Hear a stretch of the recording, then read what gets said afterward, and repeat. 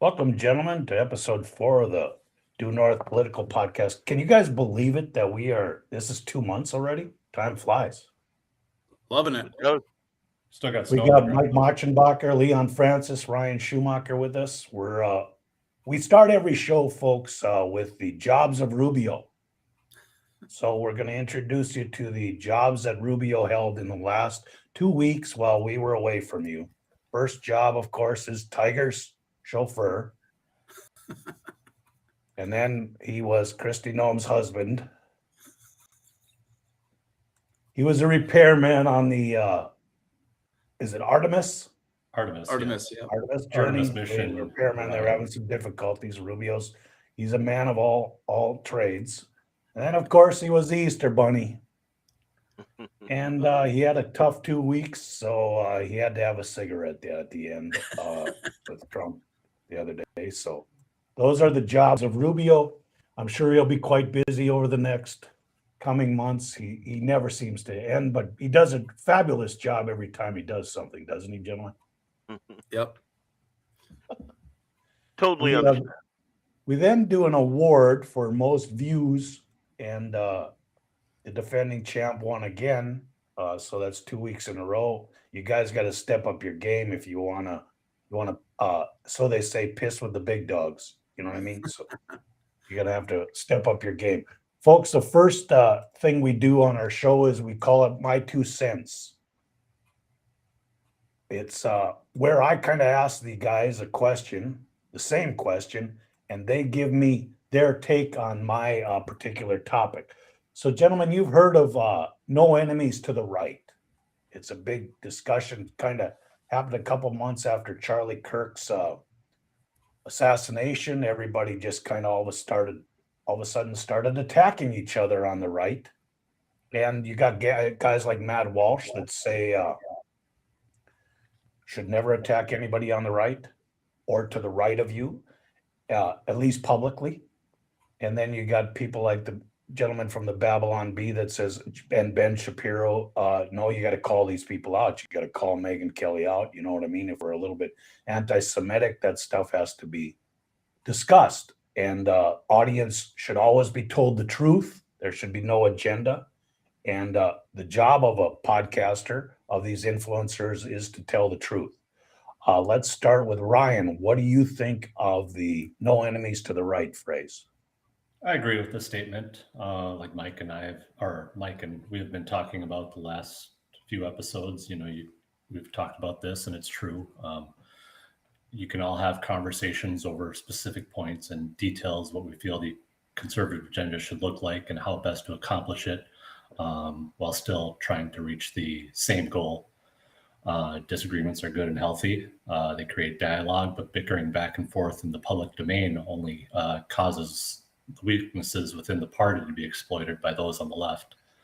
I want to ask you, how many times over the past 15, 20 years, when Nancy Pelosi was leading the House of Representatives, did they have people that voted against her the way she went? I mean, they may have done something in the background, may have had conversations, but never once was there any fractures when it came to a vote.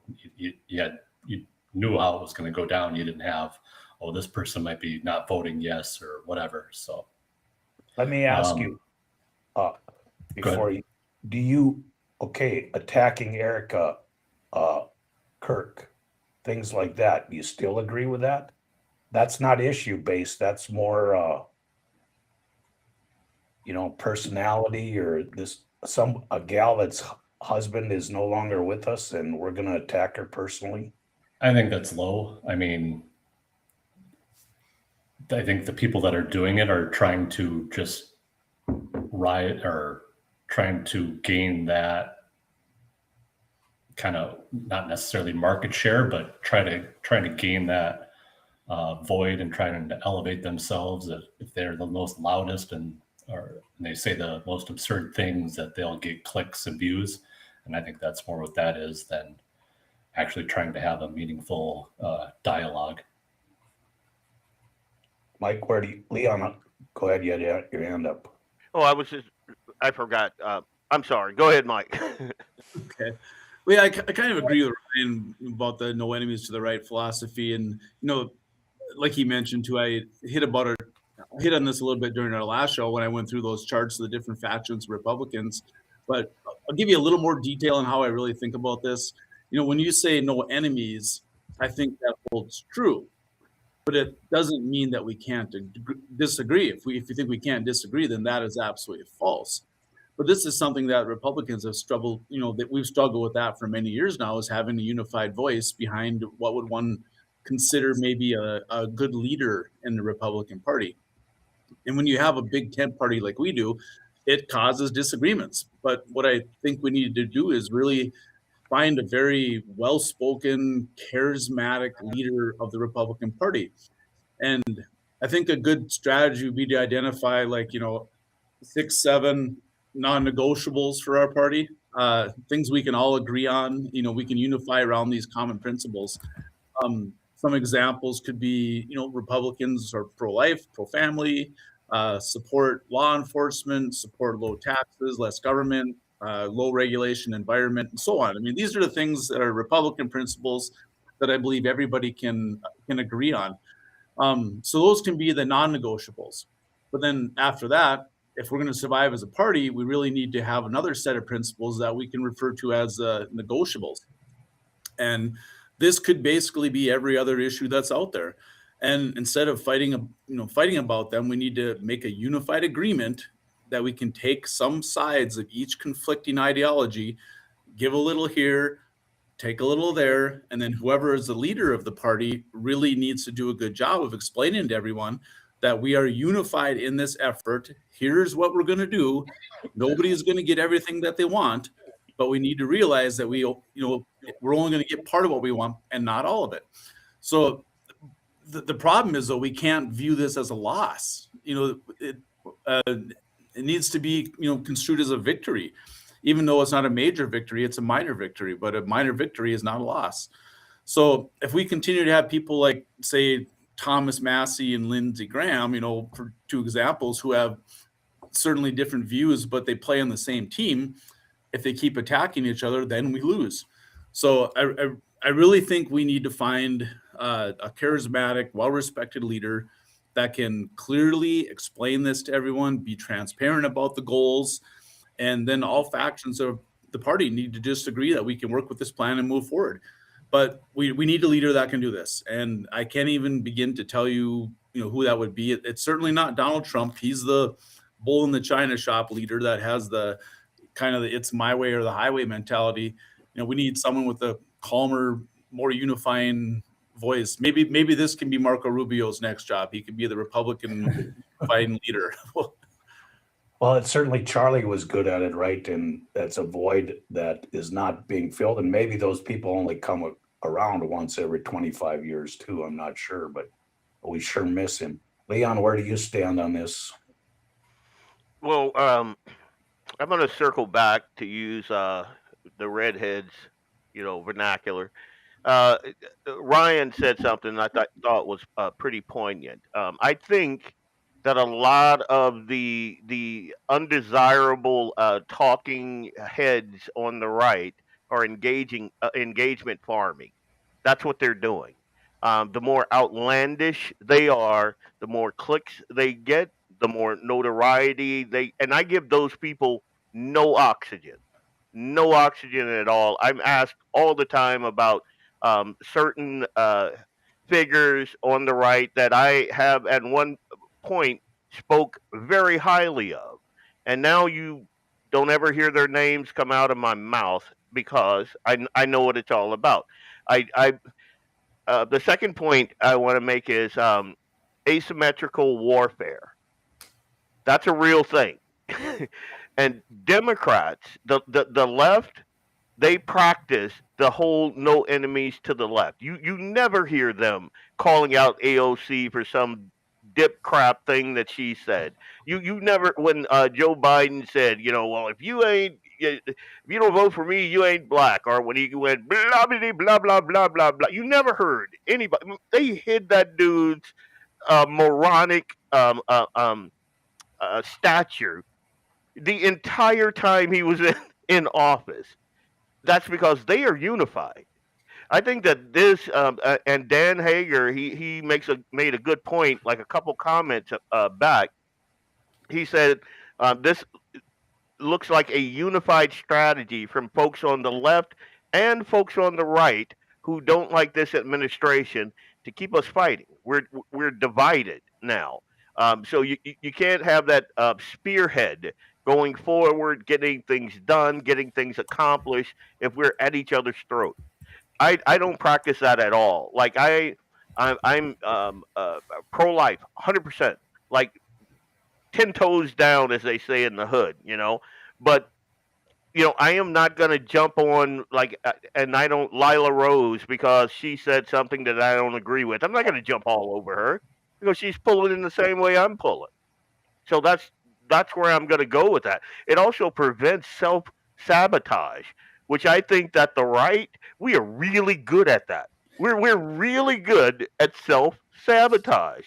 And that's something that we all need to kind of put our heads together. I said last night on my podcast, Blackbeard Logic, that one of the reasons I like this format is because we all four are Republican. I think we four are all conservative. But there is a unique diversity of thought on our side that you don't get in too many political parties, like the Libertarian Party or the Democrat Party or the Green Party or that chick that was yodeling a couple. Do you remember that? Anyway, but we need diversity of thought. But what we do not want to do is fall by friendly fire. We want our strategy, we want our motivations, we want our end game to all be pulling in one direction. So that's where I'm at on that. So I want to dive a little deeper then. We'll go around to the three of you again. So what you're saying, as if I summarize it, is policy differences should be kept in-house, and you keep that, you have your disagreements behind the scenes. But if Perry got assassinated tomorrow, I don't think any of you three would say that his wife had him killed. Is that a fair statement to make? And would you make that statement, or can't you do that? If my brother said his wife had him killed, Mike, would you say, Ryan, you're nuts? That's unnecessary. They had a great marriage. You know what I mean? I'd be like, I knew Perry, so. No, I'm kidding. You know what I mean? But so let's go to the personality thing. What's going with Erica? That's dividing this stuff, and it's so unnecessary. Do you agree, Ryan? Yeah, I mean, because then you get, yes, on the right there are some crazies on the right too, and you get those people with the conspiracy theories, like showing the videos of, Charlie Kirk getting shot. Like, take a look at this, and this guy's doing this at this point in time, and it doesn't help with the message, doesn't help unify the party. It just creates chaos. Lay off the wife is my point. Seriously. You know what I mean? Have all your freaking conspiracy theories. Mike, where do you come down? Well, after our last show, I had a few people tell me they liked the message that I was discussing on the charts that I presented and stuff. I mean, the first thing I thought, it was like, great, I'm glad someone's listening to our show. The second thing I thought of is like, they're telling me it can't happen. It's unrealistic. But no, it is realistic, because like Leon just said, the Democrats are doing it perfectly and have done it perfectly for how many years? John Fetterman is the first Democrat that I think I have ever heard call out his own party on anything. Not just, and we're dealing with hundreds of different issues on the Republican side where people are calling each other out on. On the Democrat side, nothing. They don't call each other out on that, and if they do, it's behind closed doors. So can it be done? Absolutely, it can be done. It just needs to, we need to realize that if we're going to succeed, this is what we need to do, and they realize that the Democrats are way better than that than we are. It's probably our biggest vice we have right now. I can count on you though for sticking up for my wife, can I? If something happens to me, Mike. Well, I like Marlene more than I like you, so yeah, I'll always stick up for her. Leon, where do you come down on the personality thing? I think you kind of said it in your opening statement there, but Oh yeah. Even the mob, they leave the women and the children alone. They have that code. We should do the same thing. And again, it's engagement farming. I would not give any of those voices any air at all. As a matter of fact, I'd freeze them out. So you don't have to engage. That's what they're looking for. Like I see certain things. My wife asks me, "Hey, is this true?" And you don't need to follow that person anymore. Just mute them for right now because it's all noise. You click on them, it's engagement farming. That's all it is, and it's divisive. It is harmful. It is asymmetrical warfare, and I'm not going to play that game. I have a man. We got a country to save. We can't be messing around with all these conspiracy theories and all the idiotic mumblings of chuckle nuts. We got things to do. We got people to save. We got a country to save. We're 250 years old this year. You know, I'm not doing your wife shot you. I'm not doing that. No. I'm done. I think the key word here is focus, right, Leon? Let's focus on what's really in front of us. Folks, we're going to move to our second segment we call Fire Away. Here I asked each of the co-hosts a specific question based on a certain topic. Here's the topic. It is my impression that nationally, women are engaging in the political arena at a greater degree than men. Groups like Moms for Liberty, Concerned Women for America are just a couple examples. Men seem to be checking out in every political metric from polls, donations, and content viewership. So we're going to start with Mike. Mike, why are there no Dads for Liberty groups? Well, believe it or not, this might come as a shock to some people, but there are differences between men and women. And both men and women have their strengths and their weaknesses. And they all have different talents and different interests. But when it comes to political movements, I think women are just better at organizing and sticking to a mission. Maybe more men suffer from ADD. The four of us could probably be prime examples of that, where we just can't stay focused on one mission. And I give all the kudos in the world to all the ladies who have started these missions and continue to do great things. And we owe them great thanks and gratitude for doing so. But can you imagine, really think about it. Can you imagine if somebody, a guy like one of us, decided they want to start a Dads for Liberty group? So you have a meeting scheduled at 4:00 every Thursday. But you know what? If the fish are biting or your buddies have a tea time, I really think many men grab their fishing rods and golf clubs rather than attend regularly scheduled meetings like this. And I think women are better at focusing on missions, like what you mentioned, than men are. It's that plain and simple. But the other thing Mike?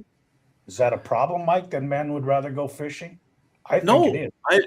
I don't think it's a problem. It's just how men and women are. It's how we're created. It's in our DNA.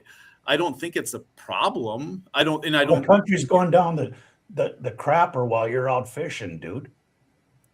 Well, it depends on how big the fish are we're catching. I missed a golf meeting tonight. Are you saying I'm a woman?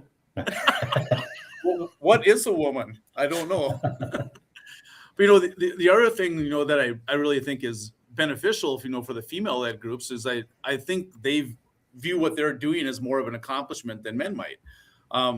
I also think that women just tend to pay attention to social media accounts of other women and want to be parts of these groups if the opportunity presents itself. So it's just simply that this is one of many things that women are better than men at, and that's the bottom line. Okay, let's go to the second question. That kind of is a good segue, Leon. The Bible talks about male headship. Why do so many men refuse their intention but can't turn off a sports game? So this is where me and the voice of reason, we're gonna Let's go, buddy. because men, I think that men have totally abdicated their responsibilities to this country. I think that we don't get the whole gender ideology and all of that garbage without men abdicating their God-given responsibilities. We are supposed to be the stewards. We are given headship by God, and you talk to my wife, she'll tell you this. She'll ask me, "How are we? What are we thinking about this? What are we doing here?" I'll give her my input. If she says, well, I don't think so. Well, and she will digress and then give that headship to me. But you got to have the shoulders, you got to have the wherewithal, and you have to. God gave you gave women like intuition, and then they gave us like the drive to get things done. So I believe that we are dealing with a generation or two of men who have completely abdicated that. We've had the social media and media in general, and all of these forces that are standing around and they're demonizing what masculinity should be. They demonize that. So what guy wants to show up at the PTA meeting and go, wait a minute, this is garbage? I've seen like a couple of videos of guys actually doing that, but they always call him out. Oh, you can't speak so harshly. You can't do X, Y, and Z. What guy would rather get off the couch from watching Seattle Seahawks playing and go down to the PTA meeting and say, hey, these things are wrong? We don't have those guys. And we should have those guys. I give all kudos to the women that are out there fighting for life, like Lila Rose. I mentioned her. Man, God love her. God love her. And the Moms for Liberty and all of those great, strong mama bears, mama grizzlies, like Sarah Palin used to be. I love those women. But I'm not going to abdicate my responsibility. If my daughter is playing against a dude that thinks he's pretty, no, I'm going to be on the field, because that's what God called me to do. And I think that a lot more men, and even in the political arena, let's just go there. I am concerned when I see a lot of male roles being filled by females. Um, every fiasco in a liberal city, you have a female police chief standing there trying to explain it and I'm like, dude, what are we doing out in California?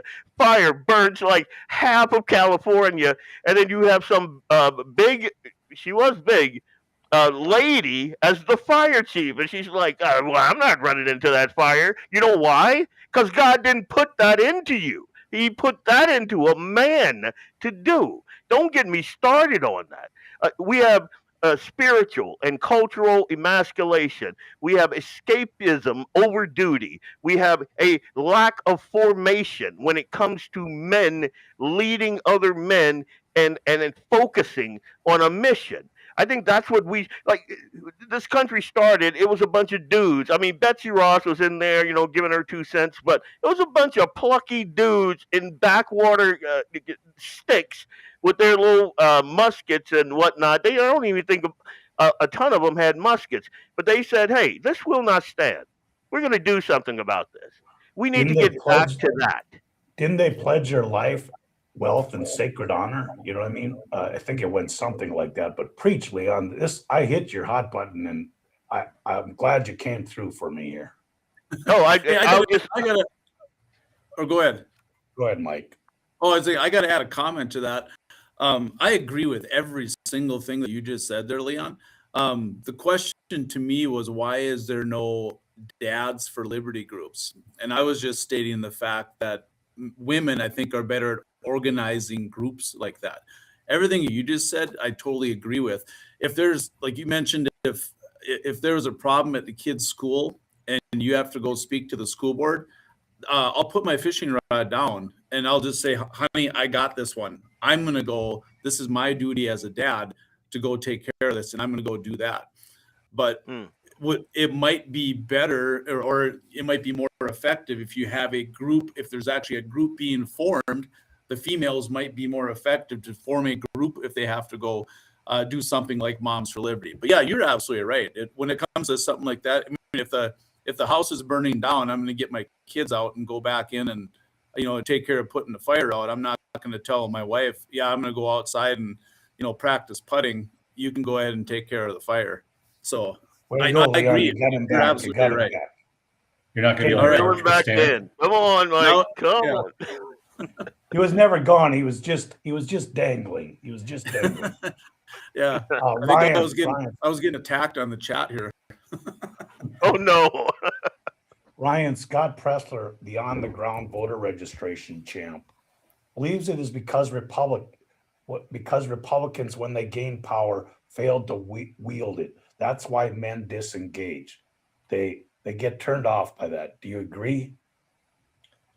I don't know if that they disengage, but I do agree with the statement that Republicans, once they gain power, fail to wield it. And I think there are a couple of things to consider here.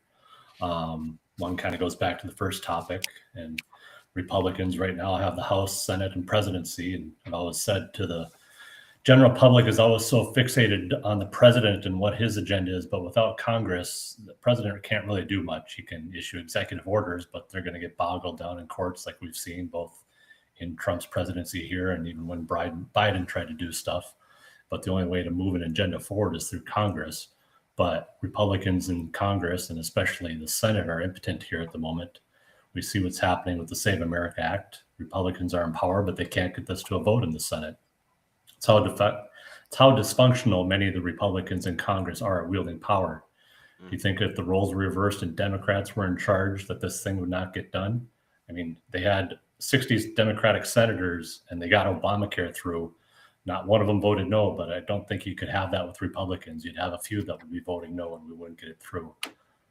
We all saw what happened in 2016 once they did get all three in the presidency, House, and Senate. They couldn't reverse Obamacare even when they had the opportunity. They missed it by one vote. But if Democrats needed that one vote, I think they would have gotten it.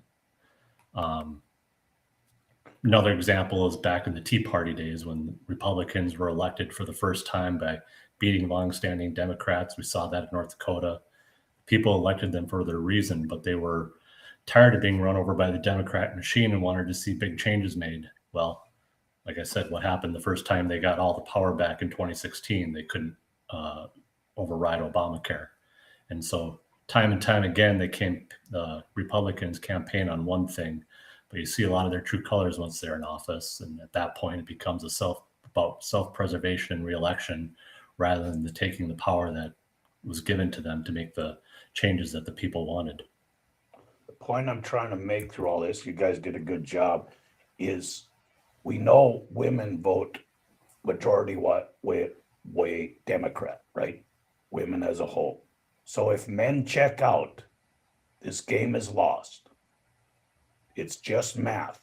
And if men check out because they got to fish on the primary or in November, they got to go deer hunting, the game is over and your headship failed because the purple-haired gal down the street is going to get there. She's going to get to the voting booth. And you better just delay your trip, whatever your sports habit is or your hobby is. You better put it on your calendar. When it's time to vote, you got to go vote. Because if men don't, we're done. Agree, disagree. Am I fatalistic here? Or, Perry's always a cynic. 100% right. I'll point to the African American community. Men abdicated their responsibilities in the African American community, of which I am a member. And what happened? What? Shut. But good God, Perry, you got me off my point. But what happened was liberals got in there, brainwashed them, and then got them thinking, God, I'm trying to think of a nice way to say this, but our progeny is being disposed of in record numbers because the men have abdicated their responsibility. It's one of the reasons why I'm so pro-life. They and the African American woman votes 98% with the Democrats. But if you have a two person, a mom and a dad in the African American community, and they are godly, they go to church every Sunday, they're raising godly kids, they are 90% more likely to vote Republican. There's something to be said there. And we as a nation, we need to look at that. And now I'm looking at you guys, you white guys. You guys gotta get your crap in order, man. Like you gotta grab the reins on this thing, man. You guys got any comments? Mike? Well, I was going to add something to what Ryan just said a little bit ago. He mentioned Obamacare that was passed by the Democrats. I think, didn't they pass with 59 votes and then or whatever? No, 60. It was Norm Coleman's seat that was against Al Franken, that runoff election that gave them their 60th. So they held it off until that was finished, decided. Right. They got their 60th seat. But you remember that during the next election cycle, every single Republican campaigned on getting rid of Obamacare. And so then people, the Republicans took control after that again, and they didn't get rid of Obamacare. And this just is another example of what I said last time, is any time that you start a program, even if it's unpopular like Obamacare was, there are people that are going to utilize it. And if you attempt to take away any government service or program, you're going to lose votes. So anytime that, I don't care what party they're in, Republican or Democrat, if they say they're going to end something, the legislature is not going to be able to do it because they'll get voted out because they're going to lose enough voters. That's the key word, key phrase there. They're going to lose votes. They care more about the votes. They care more about the votes than they do actually what's right or what's best. Or, I mean, Minnesota spent $18 billion surplus a couple of years ago, and now we can't, our car tabs are $800 a year, but we can't pull that back because we maybe need to, not let illegal immigrants have free college tuition or something. So it's going to lose votes, but. Right. And it doesn't matter and it doesn't matter if it'll bankrupt your state or bankrupt the country, that they don't care because you're going to lose votes if you try to take away whatever program that, even if it's 49% unpopular, it's a vicious circle, and it always leads back. A vicious circle, and it always leads back to re-election. Right. As if 2 terms was good enough for George Washington, 2 terms should be good enough for everybody else in this country. And we've lost the concept of limited government. The more crap you give away, the bigger government has to be. Heck, they can't even put Doge savings into law, right? It all has to be executive order because there might be a constituency out there that's got a job off the fraud or the abuse that's being happened. It's terrible. And they wonder why they have no respect. None of them have any respect, but yet we keep electing the same one in our state, in your locality, over and over and over again. It doesn't make sense, but we're going to get into that contradiction on show number 5 next week, people. So, or 2 weeks from now. 90% unfavorability, but 90% re-election. Yeah. Folks, we're going to move to Looky Here. And guys, I put this up in honor of Tiger. So I put Scheffler pointing.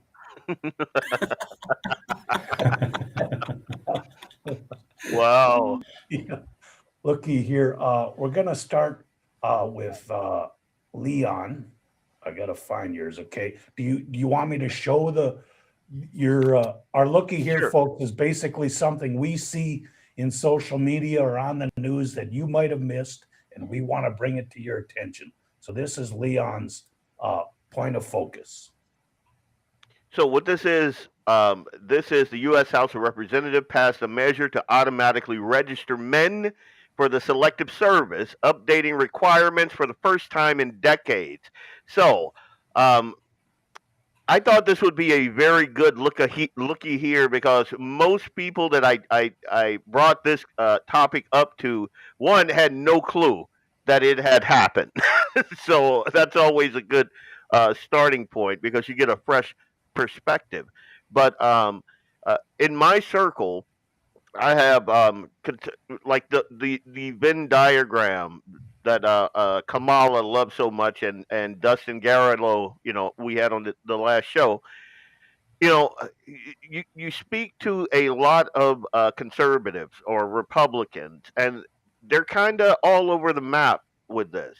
And I just kind of wanted to get your opinion on it. Like me, folks were, and I don't know why, they were amazed that I'm not okay with this. And the reason for that is I am a limited government, small government guy. And I just talked about keep this in mind. And someone told me, hey, you're being hypocritical, and I'm not. I do believe that every male should sign up for the selective services. You should go and fight for your country 100%. I think that if you don't, then your father did you a disservice. I mean, outside of obvious things like, um,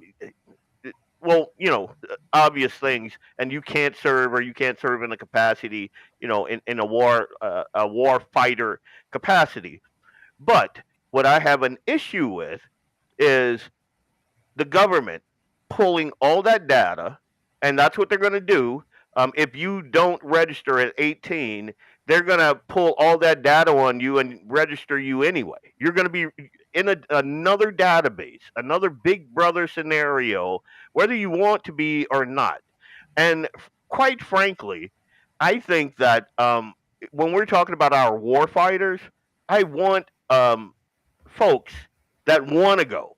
That's what I want. I want there to be standards and folks that are fit enough to meet those standards and want to do it, they go do it. That's where I'm at there. I do not like the whole big government approach to that. And I just kind of wanted to get your opinion on that. Should we have an automatic draft where the guy doesn't go in and register and all of that, where it's automatic? The government pulls your data and says, hey, there's an 18-year-old male there. Let's snatch him up. Well, Leon, I would just ask this right now: when you turn 18, you're required to register for selective service, correct? You are. So, You have okay, to do so it. if it's You physically required, have to do it. yeah, you to physically do have to do it. But if you don't do it, are you guilty of a crime? No, but certain government programs are closed to you. Like you couldn't do, and I'm not familiar with them, but I know that there are certain loans you can't get, certain grants you can't get, certain government assistance that you cannot receive if you have not signed up for the selective service. Okay, the first time or when you sent that, I looked at it quick and I thought, well, maybe is this just, back when I registered, when I turned age 18, we didn't have computers or internet. So we had to go down to the post office and register for selective service. And I thought, now, is it just technology has evolved and now they don't need us to actually go physically to the post office and register? Is it just automatic that if you're 18, you're going to be eligible for the draft if they should do so? I see a problem with that. If that's the case, I see a problem with that. So, Yeah, and again, we homeschool our kid. Eli homeschool, and he will be until he graduates. And because I want it that way, because I think our government compiles way too much data on our kids from cradle to grave anyway. So, but you better believe he'll be at some post office filling out his selective service with me standing behind him. So I think that should be the action. It should be a conscious thing that I'm doing this. Okay, this is the world I'm living in now. I'm moving on. I'm 18 years old. This is what is expected of me. This is what might happen. It should be a conscious action and not just something that's done and you, oh, what? I'm registered? Oh, who knew? Yeah, and I I agree you should agree do with it. that. Yeah. Oh, go ahead, Ryan. Go ahead. I was just going to say, I agree you should do it too, but at this point in time, at this day and age, I don't lose sleep over any data thing anymore. I mean, all your data is already out there. I mean, we're so far past that there's no, if we could stop now and it's not going to change a thing, or we can keep going forward with this thing, it's not going to matter one iota, I think. So I just don't lose sleep over data being out there. If I get hacked into or whatever, Where is it's your gonna happen Sarah eventually. Connor? Where's your inner Sarah Connor? Mike, we're gonna move on to your looky here. You want me to show it, or do you have to explain it beforehand? Well, you can go ahead and bring it up. This is what I think may be the absolute most insane thing that I've seen out of our neighbors to the north in a very long time, or as Michael Knowles would call them, our America's evil top hat. But so, as you may or may not know, the United States is going to be hosting the World Cup this summer, and some of the soccer games are going to be held in Canada. So apparently, Toronto is going to be hosting or co-hosting some of these games. And in their infinite wisdom, the City Council of Toronto declared that they were not going to be allowing any ICE officials to be anywhere near any of the soccer games. This is just insanity at its best, or maybe insanity at its worst, you might say. But since when does the United States have any jurisdictional abilities in Canada? You don't have to tell ICE they can't be there. They can't be there in the first place. And the vote on this was 21-4 out of the city commission to disallow ICE agents. Now, the first point is, how can you have 25 members on a city commission? I mean, how do they get anything done with that many members? And secondly, I guess it's good that 4 people voted against it, or maybe it's not good that 4 people voted against it. Do they want to subcontract U.S. officials to come up to Toronto? The bottom line is, as soon as someone saw this on the agenda, I would really hope somebody had the common sense to be the voice of reason and say, hey, you know what? We don't have to waste our time with this. But of course, it didn't happen. It's just insane. Good job, Toronto. It made me proud. It's like wearing a ribbon at the Academy Awards, right? Or something like that. Everybody gets a ribbon at the Academy Awards. Wow. Pretty shocking. Yep. Bangladesh just said they don't want ICE agents. Holy cow. Who knew? Okay, Ryan, All right, we're gonna done. move on. Yep, I can make that decision. No ICE going to Bangladesh. Ryan, we're going to move to your looky here. Can I put it on the screen? Sure. So the events of weekend prior with all the No Kings protests across the country reminded me of this headline from back on CNN back in when Obama was president, that liberals want Obama to be a king, not a president. So the only reason I thought of this was that the whole thing against Trump is purely TDS on the left side. And it is like, and I've said before, if he cured cancer, they'd have a problem with it. Whatever he does, there's some problem with it, and they'll protest it because it is purely, Trump is the great evil of our time. But let's have Obama be king. We don't have any problems with that. So that just simple enough. These people are crazy. I have a problem with that, though. Ryan, the point of this segment of the show is you're supposed to bring up something that happened in the last 2 weeks. That post was from 2012. Well, the No Kings protest was 2 weeks ago. It was a week and a half ago. Okay. I thought you were cheating here. No, And it'll be next year too, or do they have several of those a year? I don't know. I noticed people in Fargo went attending. It's just like more, you want to just drive by and go, okay, there's the morons. There's the morons. We should spray them with something that an ultraviolet light would pick up. That way we could recognize them. Throw the glasses on. I want Ryan to pronounce the name of the reporter that reported on that story. Quick. Obadala? Ah, crap. Dean's All his right. name. Never mind. Ryan's got a master's. He's a little bit above us, Leon. I was Okay, trying so to pronounce it in my head, and I couldn't. My looky here is I'm gonna test if you guys saw this. So guess where the hottest singles place in New York City is to find another person. The hottest singles place currently being attended in New York City is. Where would you? I saw this the other day, but I forget now off the top of my head. I have Guess what? no idea. Don't tell me it's an abortion clinic. The Catholic Church. Huh. A fashion Really? magazine wrote an article this past week. I just want to read the bottom paragraph. Gen Z, excuse me, once labeled a godless generation, atheist at worst, agnostic at best, have come rushing back, fueled by their fire for the church's framework of femininity, masculinity, for truth, and for God. I think those last three, the entire last line there, femininity, masculinity, which we talked about earlier, truth. There's only one truth, and for God. Who would have thought we are having a revival? It certainly doesn't, when Charlie died, there was that memorial that they had, and that was probably the biggest revival that happened in America since Billy Graham used to go around. But that took about a month. It was for Charlie. Then it took about a month, and everybody started attacking each other. We've forgotten all about Charlie now, but maybe the young kids, Generation Z, are actually going back, and I'm glad it's to the Catholic Church. Did that shock you, Leon?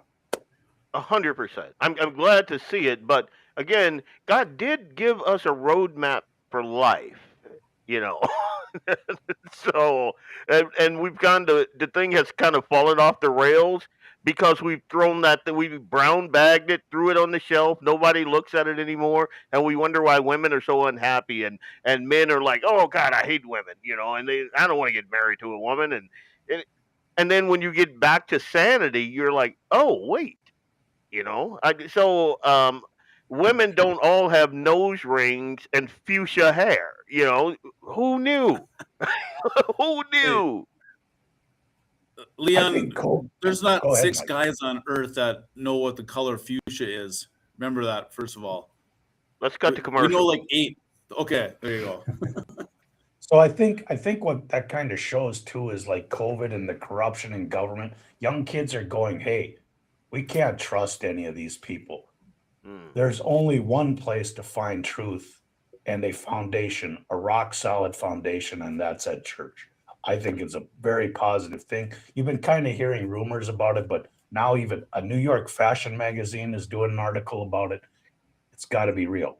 Folks, That's I want pretty big. to bring up a couple funny things, then we're going to end the show. Then we got an announcement, but in honor of Easter, I want to play this. Our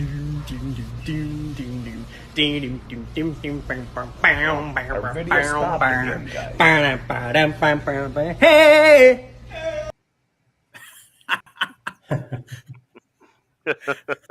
Why does that happen? And then I got one more funny thing. This is another looky here. We'll see if it plays. They play for us when we're doing it beforehand, but here we go. That one played. Oh, okay. Isn't it a little bit homophobic that we're so focused on the straights of homos and not the gays of homos? Yes, I agree. Yes, Yeah. for sure. Why do you think they're willing to leave the gays of homos behind? I think it's just historically, gays have always been very discriminated against, which is wrong on so many levels. Even in war. Yeah, even in war. It just takes more reform in government, obviously, and then also educating society. Just feel like if we're gonna go in there, we can't leave the gay people behind. Right. I don't think we should go in there at all, but if we're going to, the gays of homos, we could turn it into fire. Can I Pretty make fun. one observation there, Perry? Sure. The forcefulness in which she expounded upon her wisdom that blows my mind. The confidence in which she spat absolute idiocy. I just wow. I'm done. If Kamala could have talked like her, she'd be president. I don't know She if I was go that. forceful. Okay, folks, we're about done here. We've got one announcement starting the next show, episode 5, 2 weeks from now. That's April 21st. We're going to start having a guest before the Looky Here segment. It'll be a 15-minute segment where we bring on a guest. Could be a Democrat, could be a Republican of all sorts. Who knows who it is? But we want to inform the audience. They'll bring some particular expertise, and the four of us will be asking those people questions for 15 minutes. They'll know that we're going to be asking them questions. We're going to be polite, professional, but hopefully we learn something, and we bring a little bit different audience to the show. But we'll start doing that. Might not be every time, but it will be on occasion. We will have a guest next two Tuesdays from now, and we're going to call it the hot seat with the Due North Political Podcast. So you've got that to look forward to. We thank you for watching. Guys, is there any comments we needed to get to that I missed? Nope, I think we covered them pretty well. Okay. Appreciate you guys being here. Have a good evening.